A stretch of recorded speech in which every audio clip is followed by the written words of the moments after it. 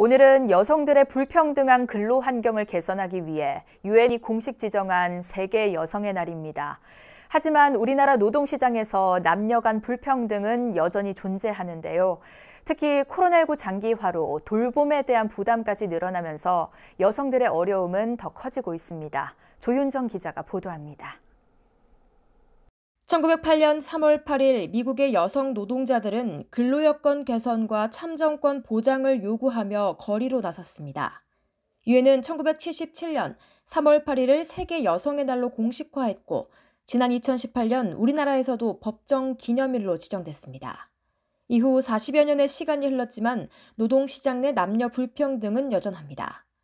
2019년 기준 우리나라의 남녀 임금 격차는 32.5%로 OECD 회원국 가운데 부동의 1위를 차지하고 있습니다.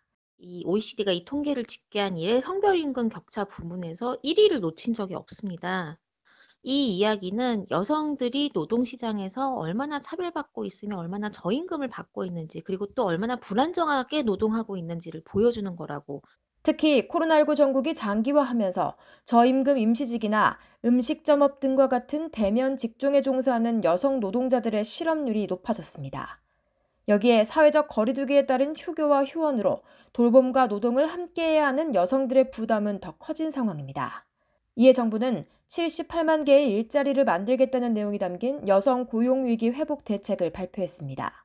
경력 단절 여성 채용 기업에 대해 18,000명 규모의 특별 고용 촉진 장려금을 지급하고 세일 여성 인턴 지원도 확대하는 등 여성 채용 촉진을 위한 지원 규모를 확대하겠습니다.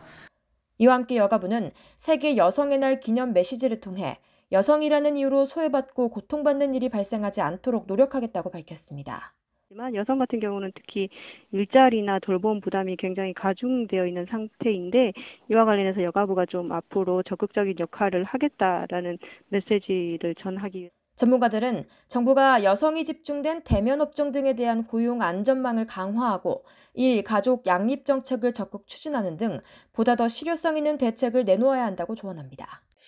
취약 집단 일자리 소득 위기 회복을 위해서 좀 더 충분한 지원을 많이 하고 그냥 어떤 생색내는 정도의 수준에 그치는 것이 아니라 그다음에 여성 집중 대면 업종에 대한 고용유지 지원 대책을 강화하고 또 간접 고용이나 이렇게 이제 계속 고용유지 기존의 고용유지 지원 제도에서 탈락하는 집단들의 수혜를 어떻게 높일 것인지를 계속 좀 갱신해갈 필요가 있다.